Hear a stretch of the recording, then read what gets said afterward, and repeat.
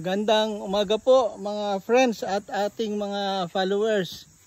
Nandito po ako sa area 2 ng ating dragon fruit farm. Siguro mga more or less mga 300 plus ang ano nito. Pero ang maganda po dito, yan po, may mga bunga na po. Naumunga na po ang ating dragon fruit dito. So may mga bunga na po at maganda ang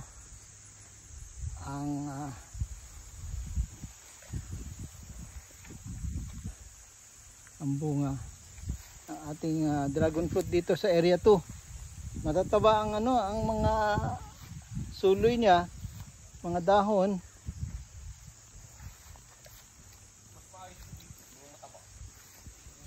At ito po, ang dami, marami po ang nito. Marami po ang ma-harvest natin dito sa area 2.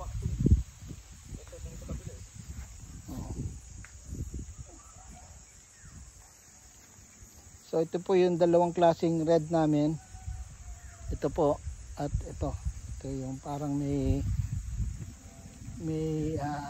buhok.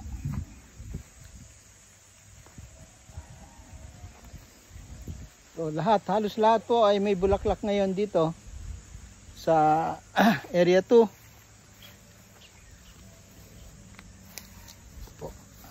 Siguro mga 2 more weeks at ma-harvest na natin itong mga ito.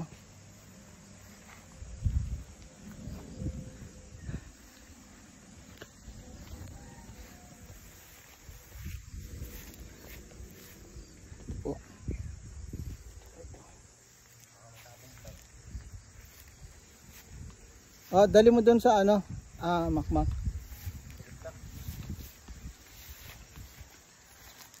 Kunan natin ang litrato. So ito, so far ito po yung buksan mo, Mak. So far ito po yung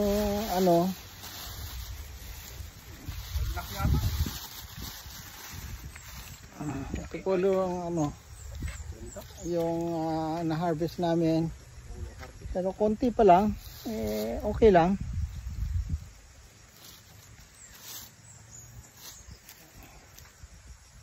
So tuloy-tuloy na po ito at maganda yung dahon ang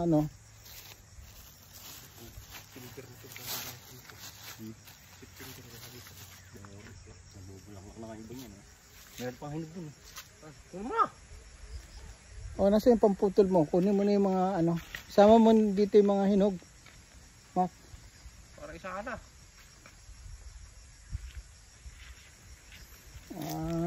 Siguro po ito mga mga 20 kilos, no? 20. Ay, nakakuha. Mga 20 kilos. Ito yung unang harvest po namin sa unang harvest namin sa taon na ito. So, unang harvest mga 20 kilos. At gagawin ko pong mga ito, wine at liquor para sa... Ayun. Ayun Mark, oh. Kita ko Tsaka kuha ko ng kalamansi, Sir, kuha kita.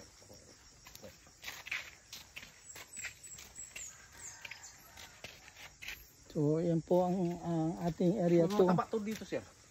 Pag malaki ang mga tangkay. Depende rin sa lupa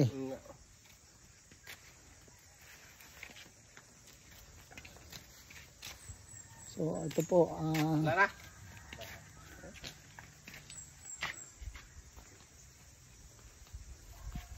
May mga additional na additional na hinarvest natin. Dito.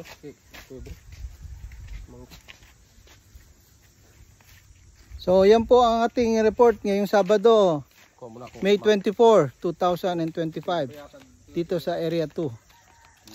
Maraming salamat at happy Saturday po sa inyong lahat.